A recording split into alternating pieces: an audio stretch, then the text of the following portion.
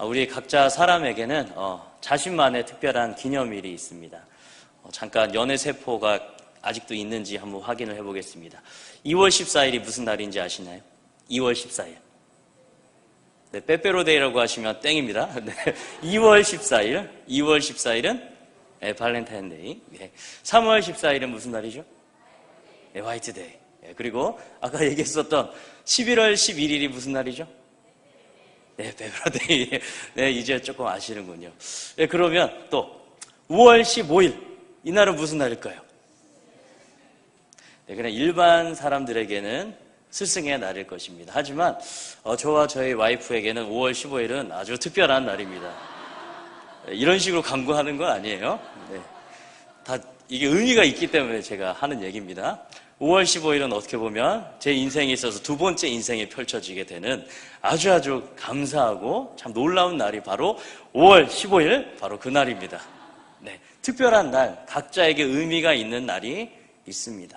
하나님께서도 이 땅을 다 하나하나 하나님의 은혜 가운데, 하나님의 놀라우신 계획 가운데 하나하나 모든 세상을 다스리십니다. 그리고 우리가 생각하지 못한 아주 결정적인 때, 하나님의 계획에, 하나님의 때에 정확하게 일하시는 분이 바로 하나님이십니다. 하나님의 그 놀라우신 구원의 역사를 오늘 함께 이 짧은 본문을 통해서 함께 알기 원합니다. 오늘 3장 1절은 여러 세속, 정치, 종교 지도자들에 대해서 언급을 하고 있습니다. 3장 1절에 보면 디베리오 황제가 통치한 지 15해라고 하는 이 디베리오 황제, 바로 로마의 두 번째 황제였었던 디베리우스 황제가 다스린 지 15년째가 되는 해라고 말하고 있습니다. 그리고 또 예수 그리스도를 십자가에 못 박아서 너무나도 유명한, 우리가 매일 예배 때마다 고백하는 그 본디오 빌라도가 유대 총독으로 다스리고 있었을 때, 또한 헤롯, 별로 중요하지 않은 빌립이라던가 이런 정치 또한 종교 지도자들이 정말 자신의 권세를 가지고 통치하고 있었던 이때에 바로 놀라운 역사적인 사건이 일어나게 됩니다. 어떻게 보면 그때 당시에 사는 사람들은 아마 이 황제의 그런 권세와 그들의 부함과 또한 그들의 어떤 세련되고 힘 있는 것에만 관심이 있었을 것입니다. 하지만 하나님의 관심은 그들의 부함이나 정말 하늘의 새도 떨어뜨릴 만한 그런 놀라운 권세에 관심이 있지 않았습니다. 오히려 하나님의 관심은 가장 그때 당시의 문화적인 중심지인 로마도 아니었고, 종교적으로 하나님께 예배드렸었던 그 예루살렘도 아니었습니다. 오히려 사람들이 아무도 보지 않고 관심 갖지 않고 그곳에서 선한 것이 나오겠어라고 할 정도로 민망한 장소에서 하나님의 놀라운 역사가 일어나게 됩니다. 2절에 보면 이런 말씀이 나와 있습니다. 2절 중간에 보면 하나님의 말씀이 빈들에서 사가랴의 아들 요한에게 임한지라. 아멘. 하나님의 관심은 그때 당시에 문화적인 중심지, 모든 군사, 문화, 경제 모든 것의 중심지였었던 로마가 아니라 아무 사람도 있지 않고 찾지 않고 오히려 갈급함이 있고 그곳에는 사람들이 살 수 없는 끊임없는 부족함과 위협이 존재하는 그 빈들 광야에 하나님의 말씀이 임하였다라고 말하고 있습니다. 그리고 이 하나님의 말씀이 임하였다라는 것, 이것은 바로 세속 정치 또한 종교 지도자들에게 하나님의 관심이 있는 것이 아니라 하나님의 뜻이 있는 곳에 바로 그곳 가운데 하나님의 말씀이 임하였다라고 성경은 오늘 우리에게 분명하게 말하고 있습니다. 우리나라 속담에 이제 자녀들은 다 키워서 어디로 다 보내야 되냐고 하면 서울로 보내야 된다고 합니다. 그리고 말은 어디로 보내야 된다고 하죠? 제주도로 보내야 된다고 합니다. 가서 많은 것들을 보고 많은 것들을 경험하라고 아마 그런 이야기들을 하는 것 같습니다. 많은 사람들이 이 세상의 정치 문화 중심지, 그래서 많은 학생들이 어떤 학교를 중심을 해서 열심히 공부하냐면 서울에 있는 목사님 말씀대로 서울 우유를 먹기 위해서 열심히 공부하고 내신 쌓고 영어 준비하고 자원봉사하고 많은 것들을 준비합니다. 그래서 서울에 있는 인서울 하기 위해서 서울대, 연고대, 고려대 아니면 서울권 안에 있는 그 학교를 가기 위해서 무진장했습니다. 정말로 그곳에 가면 많은 것을 배울 수 있고 많은 경험을 통하여서 그 사람의 시각이 늘어날 수 있습니다. 하지만 그렇게 부유하고 꼭 좋은 곳만, 세련된 곳만이 바로 하나님의 뜻이 있다고 우리가 믿을 수도 있고 생각할 수도 있겠습니다. 하지만 우리의 생각이 틀릴 수도 있을 것 같습니다. 오늘 말씀에 보면 하나님께서는 그때 당시에 가장 중요한 문화적 중심지에 관심을 가지고 있는 것이 아니라 오히려 사람들이 생각하지 않는, 찾아가지 않는 그곳에 아무것도 없을 것 같은 그 광야 가운데, 또한 그 광야 속에서 끊임없는 훈련을 거치고 있었던 이 세례 요한, 젊은 세례 요한에게 하나님의 말씀이 임했다라고 오늘 성경은 우리에게 이야기하고 있습니다. 이것은 바로 무엇이냐? 우리가 생각하기에 그냥 높은 학문이 있는 곳, 사람들이 많은 곳, 어떤 중심지, 그곳에 하나님의 계신 것이 아니라 하나님의 말씀이 계신 곳이 바로 하나님이 계신 곳이란 것입니다. 특별히 이 장소 광야는 그냥 장소 광야가 중요한 것이 아니라 하나님을 끊임없이 만나고 하나님과 교제하고 하나님과의 정말로 간절한 깊은 사귐을 누리는 곳, 그곳이 바로 성경에서 말하는 하나님의 말씀이 임하는 것이고 하나님이 함께하는 것이고 하나님과 교제할 수 있는 놀라운 역사가 일어나는 곳입니다. 우리 각자에게 그런 광야 빈들이 있을 것입니다.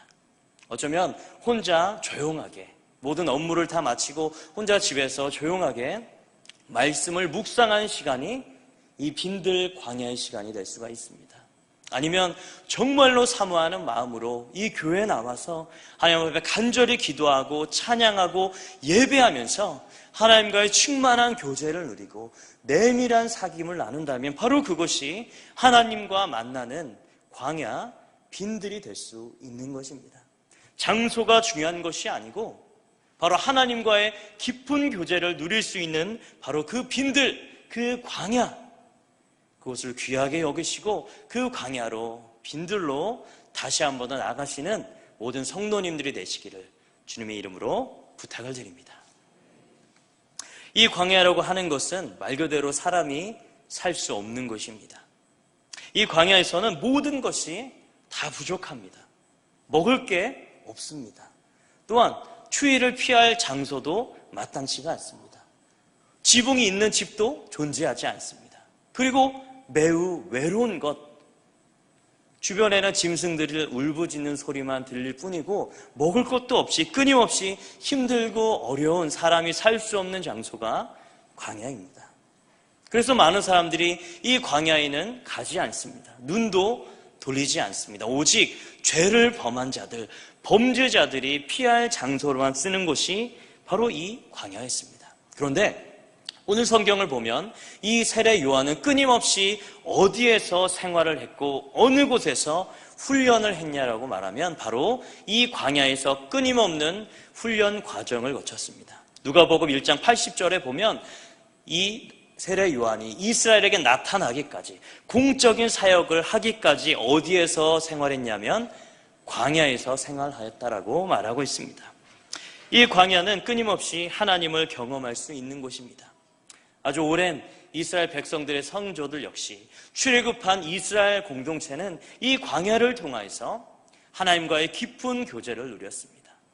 그들은 오랜 시간 동안 함께 하나님과 함께하며 그 어려운 이 광야길을 오직 하나님만 의지하면서 나갔습니다. 밤에는 무엇이 떴을까요? 밤에는 그 추위를 막아주기 위해서 하나님께서 불기둥으로, 또한 너무나도 덥고 뜨거운 그 한낮에는 하나님께서 구름기둥을 통하여서 그들에게 땡볕의 그 고통을 막아주셨습니다. 또한 반석에서는 물이 나오고 매일매일 하나님께서 먹이시는 만나를 통하여서 그들은 배불릴 수 있었던 것입니다. 그리고 그 광야 40년간 그들의 의복이 헤어지지 않고 신발은 떨어지지 않으며 입히시고 먹이시는 그 하나님을 경험할 수 있었던 것입니다. 어떻게 보면 우리가 살아가기에 살기 힘든 이 순간이 하나님과 함께하는 훈련의 시간이 될 수 있다는 것입니다. 우리 성도님들의 삶이 제가 구체적으로 어떤지는 잘 알지 못하겠습니다. 하지만 물론 하나님이 주신 은혜 가운데, 평안함 가운데, 또한 세상적인 기준으로도 그렇게 풍족하게 살아가시는 분들이 있을 수도 있습니다. 하지만 내 삶이 너무 힘들고 매일매일 하나님께서 매일매일 먹여주시는 그 음식으로만 일용할 양식으로 살아간다면, 정말 힘들고 어렵게 그렇게 살아가고 있다면 하나님과의 이 고된 훈련 과정 속에 있다라는 사실을 기억하시기 바랍니다. 하나님께서는 이 광야의 시간을 어떠한 시간이라고 말씀하셨냐면, 하나님과 이스라엘 백성들이 결혼한 지 얼마 안 된 신혼의 시기라고 예레미야 2장 말씀은 분명하게 말하고 있습니다. 어떻게 보면 이스라엘 백성들에게는 그 광야의 시간이 매우 혹독한, 어떻게 보면 심판을 당하기도 하고 하나님께 호되게 혼도 났지만 하나님과 깊은 교제를 누릴 수 있는, 하나님이 어떠한 분이신지를 알 수 있는 신혼의 달콤한 시간이라고 하나님은 그렇게 이 광야의 시간을 말씀하고 있습니다. 그것과 마찬가지로 혹시 우리의 삶 가운데 어려움이 있을 때가 있다면, 아니면 지금 힘든 가운데, 고난 가운데, 고통 가운데 있다면 이 시간을 하나님과 함께 동행하시기 바랍니다. 오히려 우리가 풍족할 때, 아쉬운 것이 없을 때보다 오히려 더 이렇게 고난의 시간, 힘듦의 시간, 부족함이 있을 때 우리가 더 누구를 찾게 되냐면 하나님을 더욱더 찾게 됩니다. 이스라엘 백성들은 오직 하나님만 바라볼 수밖에 없었습니다. 왜냐하면 이 광야 땅을 지나가기 위해서는 분명한 그들의 아버지, 이스라엘 민족의 지도자, 또한 이 이스라엘 민족을 지켜줄 분명한 보호자가 필요했습니다. 바로 그 보호자는 바로 하나님이셨습니다. 하나님께서는 그들과 끊임없이 함께 하셨고, 그들이 실패했을 때는, 그들이 범죄했을 때는 꾸짖으셨지만 그들을 끝까지 하나님의 약속의 땅으로 데려가기로 작정하셨다라는 것입니다. 그리고 하나님께서 끊임없이 이 광야를 통하여서 무너져버린 이스라엘 백성, 나중에 포로로 끌려갔었던 그 모든 이스라엘 백성들이 다시 이 광야를 통하여서 다시 회복되고 그 신혼의 때 그 기쁨이 다시 회복될 것이다, 끊임없이 선지자들의 말씀을 통해 약속의 말씀을 주셨던 것입니다. 우리가 물질적으로 세상의 기준에 맞춰서 윤택하지 않더라도, 아직도 부족함이 있더라도, 예수님을 믿는다고 해서 여러 가지 어려움이 있다 할지라도 우리가 지금 하나님과 함께하며 하나님의 선하심을 배우고 있으며 하나님의 인자하심과 하나님의 신실하심을 우리가 배우고 있음을 기억하시기 바랍니다. 그래서 하나님께서의 원래 의도는 이 이스라엘 백성들이 이 혹독한 훈련의 과정을 다 거쳐서 이 훈련 과정에서 졸업해서 멋지게 졸업장을 따고 약속의 땅으로 가기를 하나님께서 그렇게 원하고 계셨던 것입니다. 그것과 마찬가지로 지금 이 시간 또한 지금 이 하나님을 믿음을 통해서 하나님의 백성이 된 우리가, 하나님의 자녀가 된 우리가 이 훈련의 과정, 인생의 고난과 어려움의 이 과정을 하나님의 말씀으로 하나님과 동행하며 멋지게 훈련을 수료하시고 졸업하셔서 하나님께서 주시는 그 영원하신 안식의 땅, 천국의 그 삶을 누리시기를 다시 한번 더 주님의 이름으로 축복합니다. 그래서 매일매일 동행하는 그 하나님의 그 은혜를 날마다 누리시기 바랍니다. 하나님께서는 이 광야 가운데 이 세례 요한에게 하나님의 말씀이 임하게 되었습니다. 그리고 이 세례 요한은 하나님의 말씀에 맞추어서 그 말씀에 따라 온전하게 순종하였습니다. 하나님의 그 귀한 사역을 하였습니다. 3절에서는 이 세례 요한이 어떤 사역을 했는지가 나와 있습니다. 3절에 보면 요한이 요단강 부근 각처에 와서 죄 사함을 받게 하는 회개의 세례를 전파하니라고 말씀하고 있습니다. 이 세례 요한이 한 것, 그것은 바로 무엇이냐? 이 땅 가운데 찾아오시게 될 메시아, 이스라엘을 회복시킬 구원자, 하나님이 오시는 그 길을 준비하는 사역을 맡게 되었습니다. 그리고 그 사역을 온전하게 감당하였습니다. 어떤 방식으로 했냐면 이 모든 이스라엘 백성들이 죄 사함을 받게 하는 회개의 세례를 전파했다라고 말하고 있습니다. 이것은 이스라엘 백성들이 또한 하나님을 만날 사람들의 그 마음의 준비 상태가 어떠해야 되는지를 우리에게 말해주고 있습니다. 만약에 우리가 요즘에 문재인 대통령 인기가 상당히 높습니다. 만약에 여러분들에게 문재인 대통령을 만날 수 있는 초대장이 여러분들의 가정에 도착했다고 생각해 보십시오. 물론 좀 당이 다르신 분들은 이게 다 찢어버리겠지만, 네, 비슷한 사람이 정말 만나고 싶은 사람이 있었으면 얼마나 흥분이 되겠어요. 그리고 어떻게 할까요? 집에서 입던 옷 그대로 추리닝 입고 구멍 난 거 양말 신고 슬리퍼 끌고 그러고 가지 않잖아요. 그리고 가면 쫓겨나게 되죠. 네. 어떤 준비를 해야 될까요? 가서 이제 샵에 가가지고 피부도 이렇게 좀 케어하고 리프팅도 하고 좀 맞고 머리도 헤어도 좀 다듬고 옷도 좀 좋은 옷 입고 대통령을 만나지 않겠습니까? 그런데 오늘 이 세례 요한은 누가 이 땅 가운데 오시느냐를, 누구를 만날 준비를 하라라고 말하고 있냐면 이 모든 세상을 다스리시는 왕이시자 구원자이신 그 예수 그리스도를 만날 준비를 시키고 있는 것입니다. 그 왕을 만나기 위해서는 무엇이 필요할까? 많은 돈을 준비해야 되겠습니까? 아니면 많은 권세 이런 걸 준비해야 되겠습니까? 아닙니다. 하나님을 만나기 위해서는 무엇이 필요하냐? 바로 겸손함이 필요합니다. 다른 무엇보다 겸손함이 가장 필요한 것입니다. 하나님께서는 이 땅 가운데 어떠한 자를 찾으시느냐? 겸손한 자를 찾으십니다. 어떠한 마음이 있어야 됩니까? 심령이 가난한 마음. 정말 하나님 앞에서 하나님의 은혜가 없다면 조금도 살 수 없다라는 그런 겸손한 마음. 하나님께서 나의 왕이시고 나의 구원자시라는 이런 간절한 마음, 낮아진 마음, 겸손함이 필요한 것입니다. 이 겸손함은 무엇을 통해서 이루어지겠습니까? 바로 회개를 통해서 이루어지는 것입니다. 삶을 돌이킴을 통해서 이루어지는 것입니다.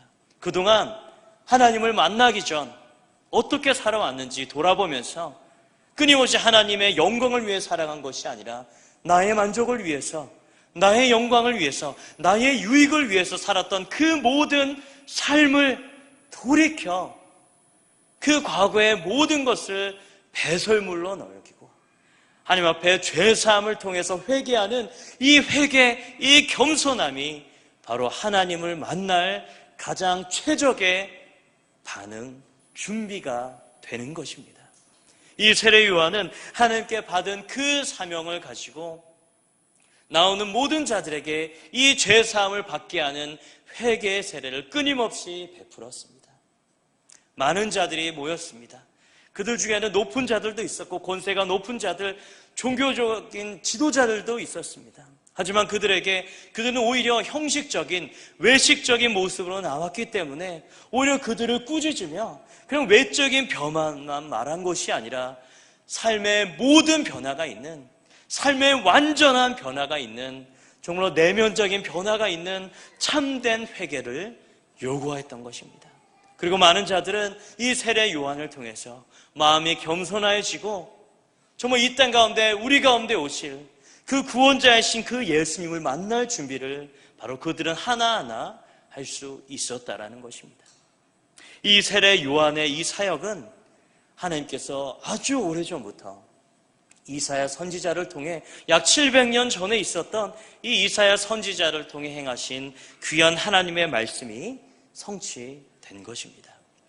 이사야에서 말씀에 보면 우리가 오늘 함께 살펴본 4절, 5절, 6절에 보면 이 세례 요한은 바로 광야에서 외치는 자의 소리라고 소개되고 있습니다. 그리고 어떤 길을 준비해야 되냐면 이제 바벨론으로부터 하나님께서 바벨론에 있었던 그 모든 포로들과 함께 하나님께서 이제 이스라엘 땅에 오셔서 이 예루살렘에 오셔서 다 무너졌었던 이 예루살렘을, 이 이스라엘을 다시 한 번 더 회복시키실 것이라는 이사야 40장의 말씀이 성취된 것입니다.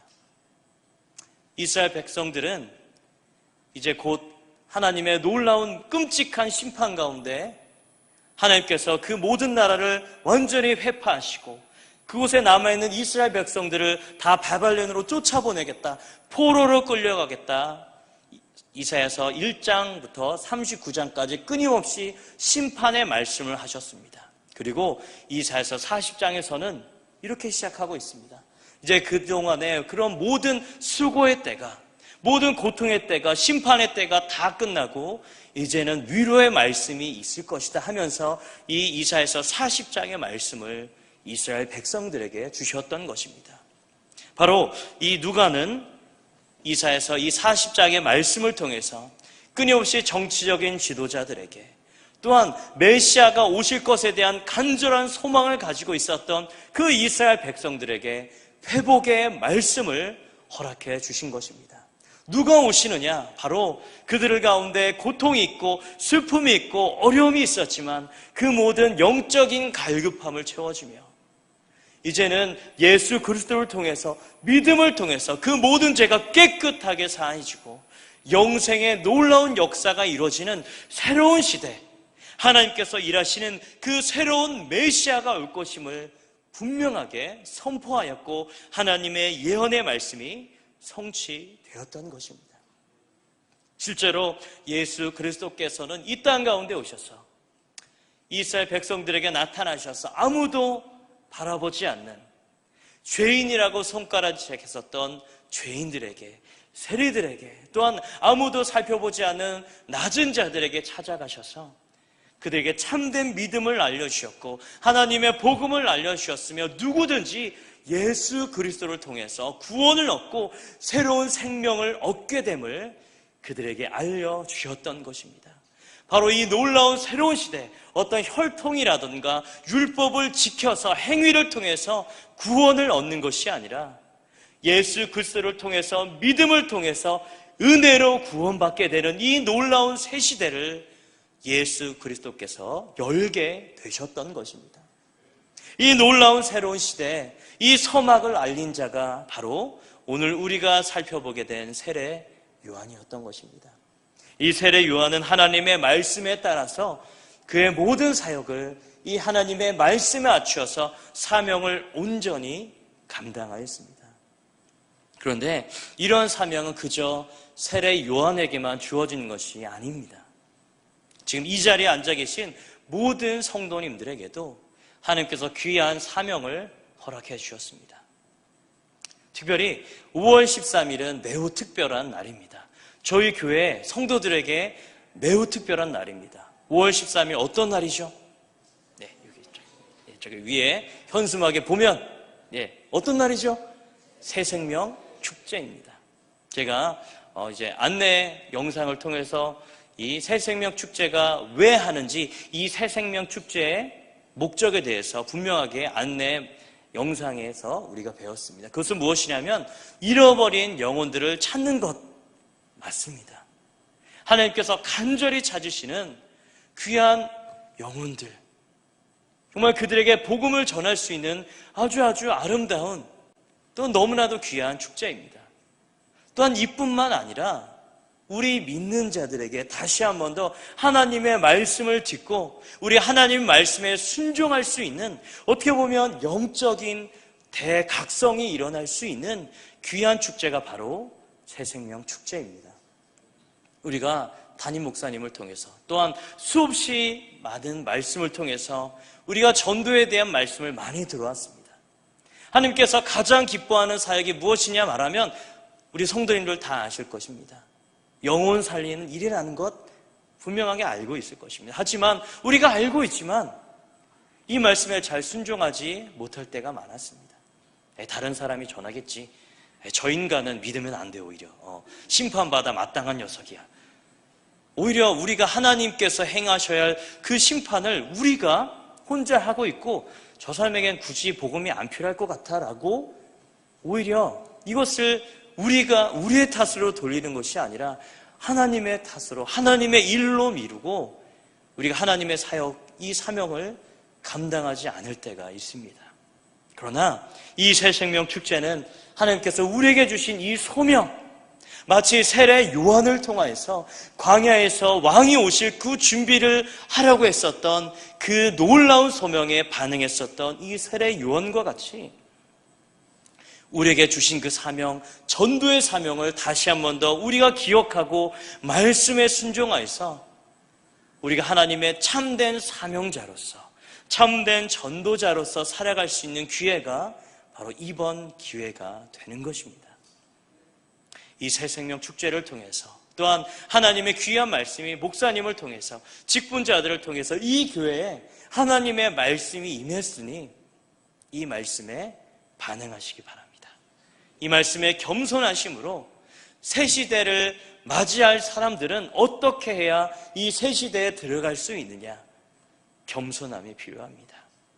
겸손하게 내 뜻과 내 생각을 주장하는 것이 아니라 하나님의 말씀 앞에 겸손하게 철저하게 순종하고 회개함을 통해서 우리가 그동안 감당하지 못했었던 이 전도의 사명을, 잃어버린 영혼을 구하지 못했었던 우리가 말씀에 의지하여서 하나님의 이 사명을 온전히 감당하셔서 정말 이 세례 요한에게는 귀한 별명이 있습니다. 여자들에게 낳은 자 중에서 가장 큰 자라고 하는 별명이 이 세례 요한에게 주어졌습니다. 그것과 마찬가지로 정말 하나님께 우리가 하나님을 만났을 때 우리 한 사람 한 사람의 이름을 부르면서 착하고 충성된 종이라는 이런 귀한 별명, 칭찬을 들으시는 귀한 성도님들이 다 되시기를 주님의 이름으로 축복합니다. 그래서 오늘 말씀 6절에 보면 이렇게 말씀이 마치고 있습니다. 모든 육체가 하나님의 구원하심을 보리라. 우리 한 사람 한 사람의 사역을 통하여서 이 땅 가운데 잃어버린 자들, 하나님께서 찾으시는 그 귀한 영혼들이 하나님의 놀라우신 구원함을 만방의 모든 사람들이 볼 수 있는 이 놀라운 일에 쓰임 받으시기를 다시 한 번 더 축복합니다.